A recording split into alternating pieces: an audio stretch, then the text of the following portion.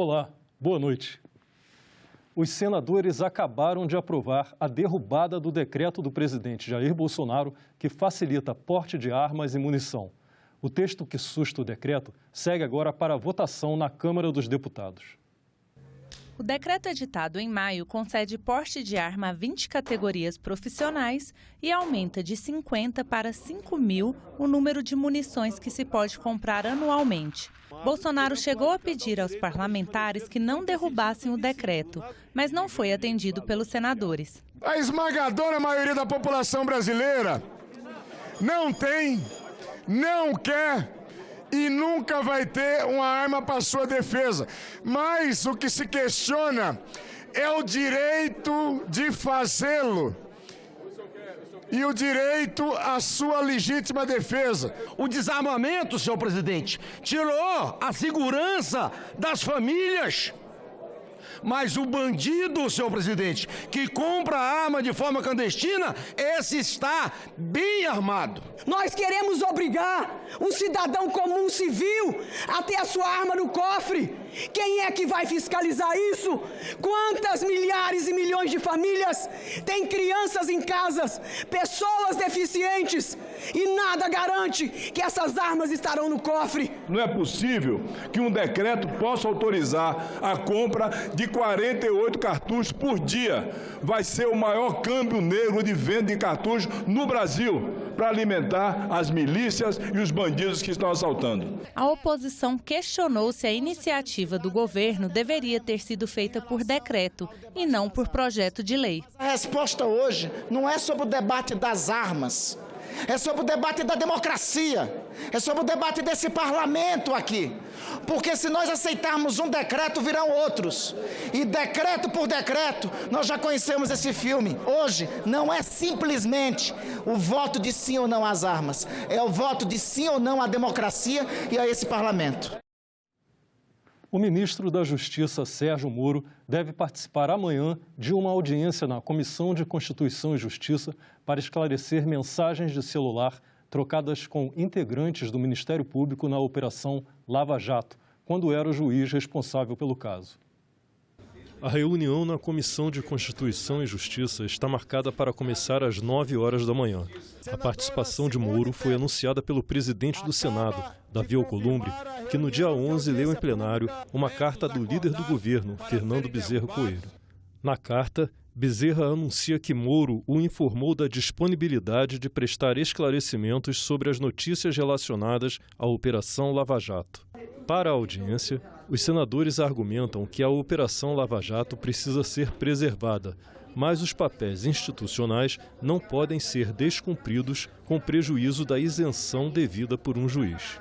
Nenhum cidadão brasileiro ou cidadã brasileira pode ultrapassar o limite da lei. A lei existe para limitar o poder, seja do presidente da República, seja do governador, do senador, seja também do juiz ou do Ministério Público. É para isso que a lei foi analisada nas casas legislativas e foi aprovada para ser cumprida. Eu acho que a investigação precisa ser aprofundada, não precisa ter precipitação, a investigação precisa acontecer e aí acontecendo, aí sim, vamos ter os juízes de valor, vamos fazer as ponderações necessárias e pedir, na verdade, os encaminhamentos, as providências cabíveis naquilo que for apurado.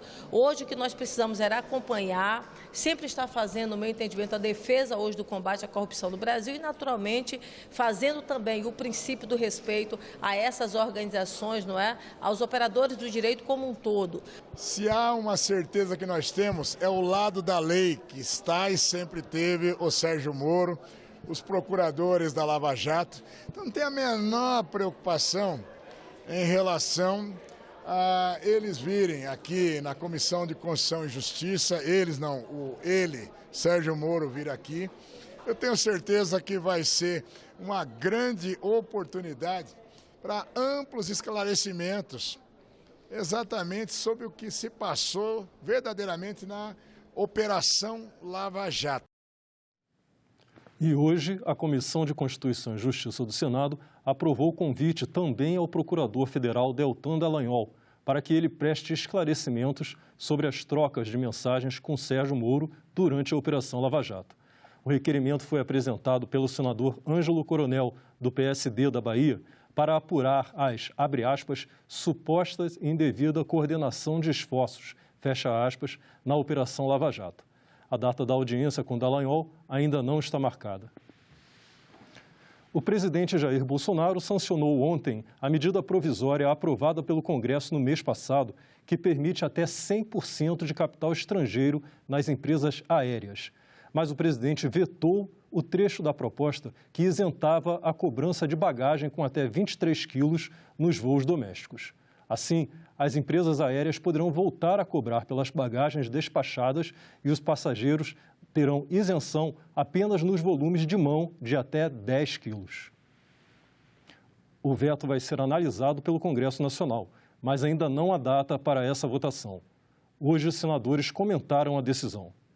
O Brasil está precisando atrair as operadoras de baixo custo, a low cost, no sentido de baratear o preço das passagens no mercado nacional. Nós temos apenas 3 grandes empresas e é preciso forçar a competição.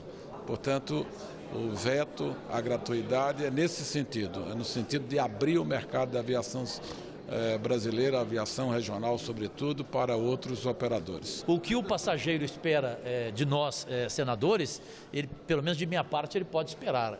Total proteção a ele, a esse absurdo que é viajar neste país, já pelo preço da passagem, já pelo crime de você, às vezes, não poder viajar e aí você perde o valor que pagou, né? Você tem uma multa criminosa, né?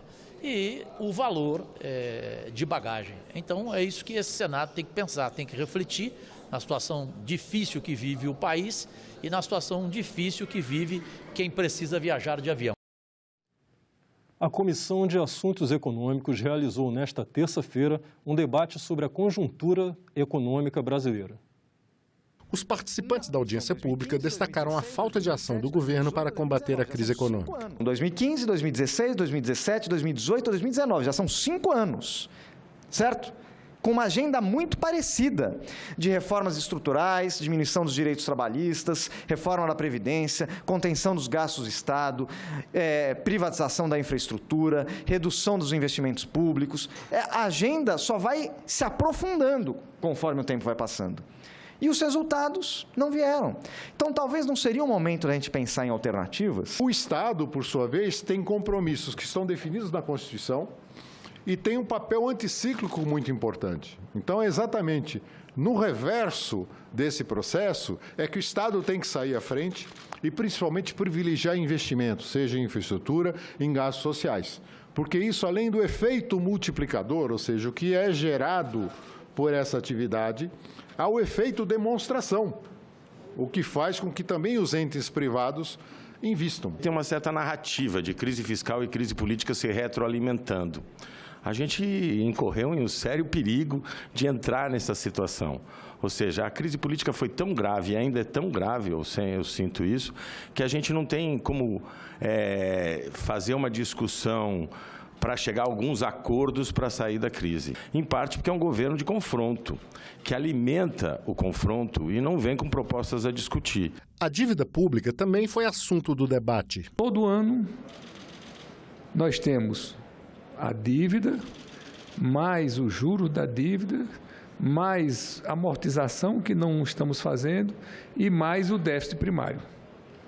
Então, tudo isso aí é um em cima do outro, vai virando uma bola de neve e nós estamos crescendo a nossa dívida aí praticamente em progressão geométrica. Nós temos um gasto anual da ordem de quase 400 bilhões de reais com juros da dívida pública. De longe, o Brasil é que proporcionalmente tem o maior custo de rolagem da sua dívida pública. O Brasil, em comparação internacional, não é dos países mais endividados, mas é aquele que mais gasta proporcionalmente para financiar a sua dívida. Porque o Brasil é o único país do mundo que remunera títulos da dívida pública sem risco, com liquidez a taxas de juros reais. Quer dizer, enquanto muitos países estão com taxa de juros zero ou mesmo negativa nos seus títulos de curto prazo, o Brasil continua pagando taxas de juros altíssimas. Foi um debate muito rico, do mais alto nível e sem a doença da ideologiose. Nós estamos vivendo neste momento a ideologiose, que é a doença da ideologia que produz o necrogoverno, o governo da morte. A situação das famílias das vítimas do voo da Chapecoense foi debatida hoje na Comissão de Relações Exteriores e Defesa Nacional. O avião da empresa boliviana Lamia, que levava a equipe para um jogo da Copa Sul-Americana, caiu próximo ao aeroporto de Medellín, na Colômbia, em novembro de 2016, matando mais de 70 pessoas. Cada vez que nos aprofundávamos nas investigações, ficava mais claro que o acidente havia começado muito antes de Miguel Quiroga desesperadamente pedir por vetores para aterrissar. Começou quando uma companhia aérea sem a menor condição de funcionar foi constituída na Bolívia. Nós falamos aí em nome de aproximadamente, numa conta bem rasa, umas 300 pessoas. Nós falamos de mães, filhos que ficaram sem pais, de crianças que, num determinado momento, depois do acidente, voltaram a ter terror noturno e incontinência urinária. Nós não sabemos qual vai ser o dia de amanhã, mas o dia de hoje é luta. Vai ser luta até o fim. E nós gostaríamos de contar com o apoio de vocês. Representantes dos familiares das vítimas, do Clube Catarinense, da ANAC, do setor de seguros, participaram da audiência. Depois de quase 3 anos, há muitas perguntas por serem respondidas. Como essas autoridades responsáveis não observaram a documentação do seguro, que tinha uma cláusula de exclusão que impedia que este avião viajasse para a Colômbia? Como esses órgãos não impediram a Lamia de viajar? Por que não foram enfáticos e exigiram que a Lamia cumprisse o regulamento? Responsabilização de todos os envolvidos, o repasse às famílias de indenizações justas e a garantia quanto à adoção de medidas e procedimentos de segurança em voos como esses são questões em aberto. Faltou realmente um controle específico, tanto da Bolívia quanto da Colômbia, em não permitir que a Lamia fizesse esses voos. Não foi um caso. O acidente da Chapecoense não é o caso isolado, ele não é o final da história. Existe muita coisa que aconteceu antes que permitia que as agências tivessem o controle, permitiam que as agências negassem que a Lamia voasse ou mesmo parassem as operações da Lamia. Quando há um relato de todas as empresas que falharam, eu não vou deixar de fora a ANAC. Parece que o nosso estilo brasileiro é sempre jogar a culpa nos outros. E o Estado brasileiro nunca reconhece as suas ilegalidades, as suas falhas, e é por isso que esse país nunca muda. Ninguém vai competir, trabalhar e falar assim, vem cá, qual que é a empresa que nós vamos, qual o hotel que nós vamos ficar, o que nós vamos comer? Não, nós estamos entregando as nossas vidas, eu entreguei 20 anos a minha vida ao meu clube, à minha confederação, e vendo essa negligência, esse absurdo, esse descaso que aconteceu com esses atletas. A Comissão de Relações Exteriores também aprovou a indicação do diplomata Santiago Irazabal Mourão para o cargo de delegado permanente do Brasil na Unesco. O nome do diplomata ainda precisa ser aprovado pelo plenário. Na semana que vem se comemora o Dia Mundial de Combate à Desertificação e à Seca. A Comissão de Meio Ambiente realizou audiência pública para discutir o tema. O debate faz parte da programação Junho Verde. A falta de água evidencia a paisagem seca e sem cor. O processo de modificação ambiental ou climática leva à formação de uma paisagem muito similar à de um deserto. O fenômeno de empobrecimento do solo, chamado de desertificação, acontece em zonas áridas, semiáridas e subúmidas. E as causas são muitas, entre elas o desflorestamento, queimadas, áreas de pastagem e a mineração. Alguns estados já apresentam degradações alarmantes. O estado do Ceará está 100% susceptível a um processo de desertificação. De todo o seu território, cerca de 12% já está em acelerado processo de desertificação. A gente já encontra terras extremamente improdutivas, problemas sociais graves, econômicos e ambientais. As pessoas acabam não tendo oportunidade para prover seu próprio sustento e aí acabam migrando para os centros urbanos. Nosso estado, por ter uma característica, além de grande, além de estar ainda numa situação crítica de economia, as pessoas ainda precisam estar se tirando da vegetação para o próprio sustento e causa esse problema. Não sei em que nível está em outros estados, mas no meu é um problema bem presente, a desertificação, não só na área de Caatinga, mas acho que na área de dunas, na área de onde tiver vegetação que está sendo retirada, está tendo esse problema. As consequências do processo de desertificação são muitas e preocupantes. O fenômeno causa mais mortes e deslocamentos de animais e pessoas do que qualquer outro desastre natural do mundo. Dados da Associação Caatinga apontam que até 2045, cerca de 135 milhões de pessoas devem deixar suas casas atrás de regiões mais produtivas. Mas não precisa ser assim. De acordo com os participantes da audiência pública, é possível mudar a paisagem. A exploração correta da Caatinga e o uso de tecnologias apropriadas criam alternativas para as famílias e diminuem a necessidade de migração. Os palestrantes também apontaram que a Caatinga é a região semiárida mais biodiversa do mundo. Possui mais de 1.500 espécies de plantas, quase 150 de mamíferos e muitos outros componentes que deixam o território mais rico. Eu acho que aí a gente tem um grande desafio na questão do combate à desertificação, é a gente romper com alguns paradigmas e superar alguns preconceitos.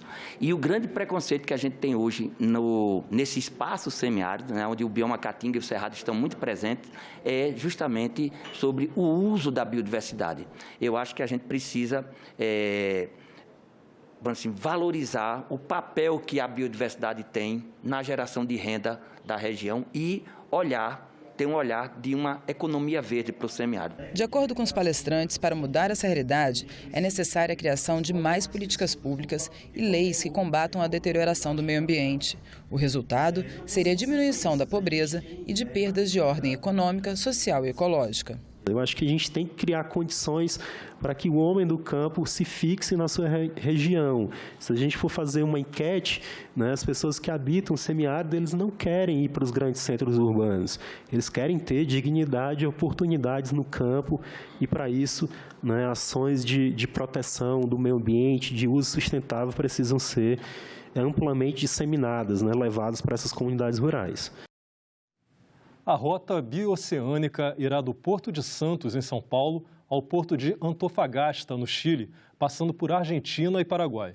Para Nelsinho Trade, esse projeto vai ser um grande propulsor do desenvolvimento econômico da região, bom para o agronegócio, exportações e turismo. O senador defendeu a proposta dessa ligação rodoviária em entrevista à jornalista Renata de Paula. Olá! A ligação rodoviária entre os oceanos Atlântico e Pacífico, ou a rota bioceânica, é uma das prioridades do mandato do senador Nelsinho Trade, nosso convidado. Seja bem-vindo, senador. Obrigado, Renata. Meus cumprimentos a você pelo programa, a todos os telespectadores, os internautas. Estamos aqui à disposição para explicar melhor o que significa isso e interagir com as pessoas que estão participando.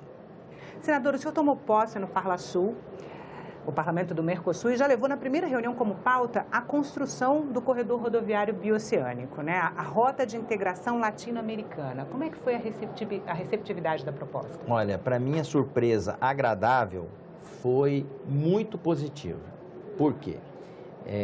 No nosso país existem mais de uma rota que tem esse objetivo. Tem uma lá no norte, passando pelo Peru. Tem a saindo nossa... do Acre, né? Isso, saindo do Acre. Peru, Equador. Exatamente. Tem a nossa que sai de Mato Grosso do Sul, atravessa o Paraguai, vai até a Argentina e chega no Chile, em Antofagasta. Tem uma também lá no Paraná, que envolve a ferrovia, ou seja, é um despertar de um novo caminho para se atingir o continente asiático, com o objetivo de drenar melhor os produtos das exportações brasileiras. Isso é muito importante porque são divisas novas que serão geradas, economia para quem produz e manda o seu produto para fora e encurtamento da distância. Essa rota, ela tem inúmeras vantagens. E isso que nós apresentamos lá no Uruguai, em Montevidéu, na última reunião do Parlasul. Qual foi a nossa surpresa? Que essa apresentação foi referendada, foi avalizada pela unanimidade dos parlamentares que compõem o Parlasul. E qual é a vantagem desse traçado em relação aos outros, senador? Pois bem, vamos primeiro falar na questão da distância. Esse traçado encurta em 8.000 quilômetros marítimos para o produto do Brasil chegar até o continente asiático. 8.000 quilômetros. Além disso, em consequência disso, o frete ele sai mais em conta, mais barato, em 40%. Ou seja, é tudo que o país precisa num momento em que uma cortina está se abrindo para um novo momento econômico, com a reforma da Previdência sendo enfrentada, pautada e votada pelo Congresso, fazendo com que o Brasil possa ter muitas divisas para fomentar sua economia. E no caso do Mercosul, daria acesso ao mercado europeu, por exemplo? Com certeza. Aos países Com certeza. atendidos Outro pela dado rota? positivo que é bom mencionar, saiu do nosso estado, Mato Grosso do Sul, uma caravana de 50 empresários organizado por eles para poder definir os polos regionais de turismo a ser desvendado com essa nova rota. Ou seja, eles saíram da cidade de Porto Murtinho, atravessaram numa balsa para atingir, porque vai ter a ponte de Carmelo Peralta, Porto Murtinho, para poder atingir o Paraguai, e pegaram a estrada e foram embora. E chegaram até o Chile. 1.800 quilômetros. Dentre esses 1.800 quilômetros que eles percorreram, elencaram uma dezena de pontos turísticos a ser explorado pelo turismo brasileiro. Ou seja, ela tem muita vantagem. E aonde tem um potencial de turismo, o Estado, a cidade e o país que vai ser beneficiado, já de pronto apoia a rota. Então ela foi ganhando corpo, foi ganhando visibilidade, e eu vou aqui, se você me permitir, dar um testemunho.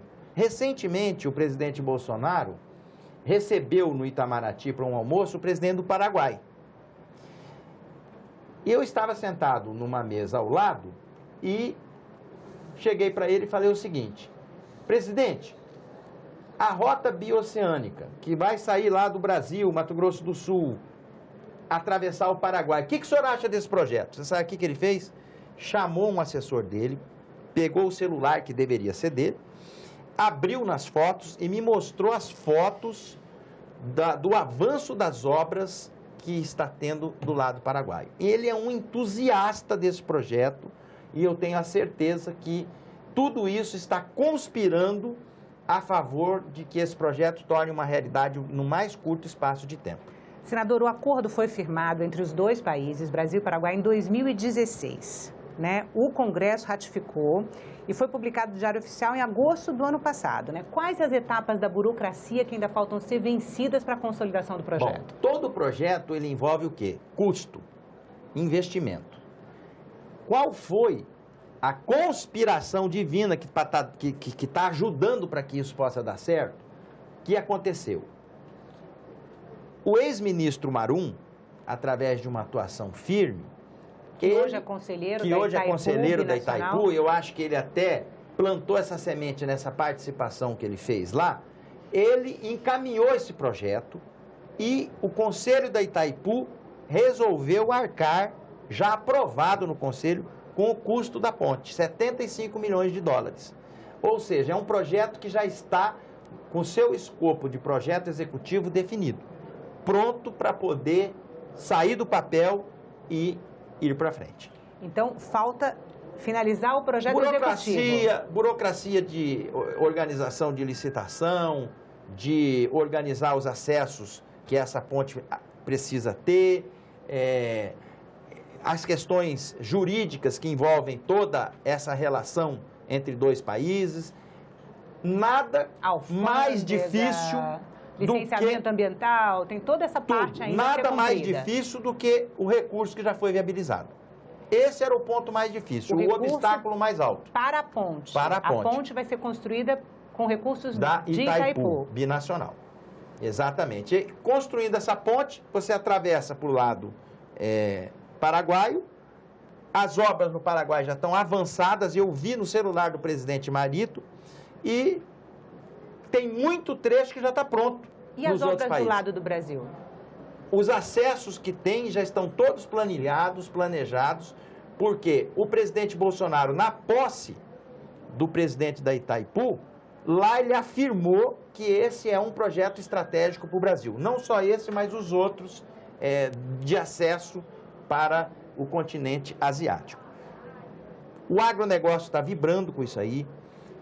Nós temos a convicção que por onde passar essa rota vai gerar prosperidade, desenvolvimento, pontos turísticos a serem observados por nós brasileiros.